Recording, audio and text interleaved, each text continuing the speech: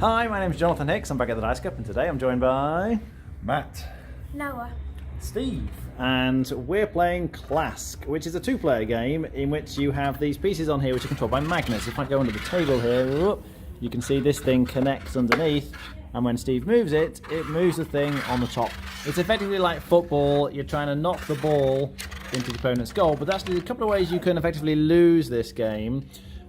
As you move them around, if your piece drops into your own goal, that's like an own goal and you lose. Also, these little white things stick to them, and if you get two, because it's magnetic, if two white things stick to a piece, that person loses, and the other person gets a goal effectively. But also, if you're a bit too enthusiastic with your piece and you flick it onto the other side, it doesn't actually need to touch anyone else, but as long as it's on the other side and you can't get it, because underneath is like a barrier that you can't get through, so if you can't get your piece back, then you also lose. So that's how you're scoring or losing effectively, and it just tracks the points on the other side, and first person to 6 points is the winner. Each time you've scored, you just sort of go back and take it from the corner on your side, and you start again. So we have a quick demo. Do you want to just show us how it's played?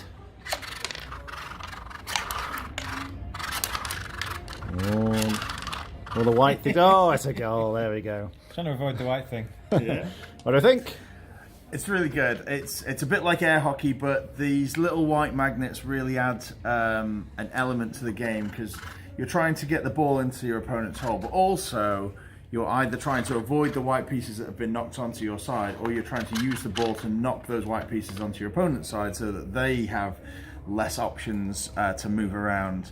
So it's really kind of strategic, but also fast reaction and kind of dexterity.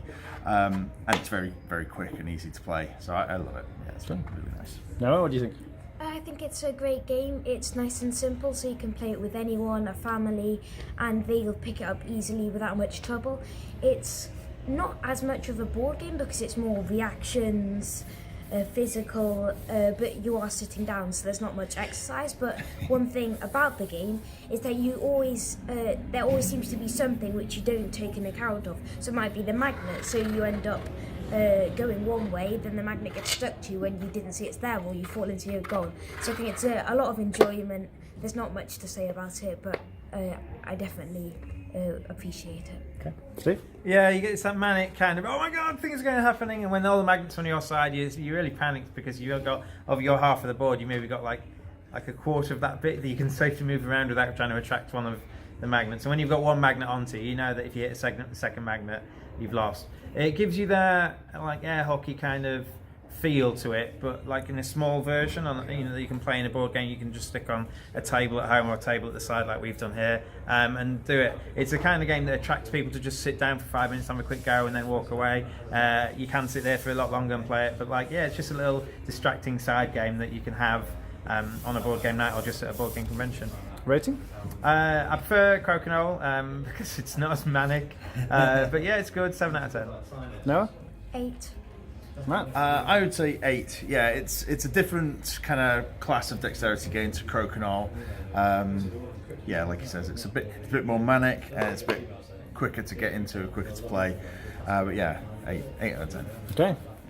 Yeah, I think it's great. For the genre that it's trying to fill, I think it does it perfectly. It's very light, as they were saying, but just so easy to pick up and just a lot of fun. I mean, I love air hockey, but obviously it's a big table, you can't buy one yourself. If you just want a little feel for air hockey in your living rooms or something like that, I think this works perfectly. So I'd highly recommend checking this one out. I'd give it an 8 out of 10. Alright, thanks for watching. That was Klask.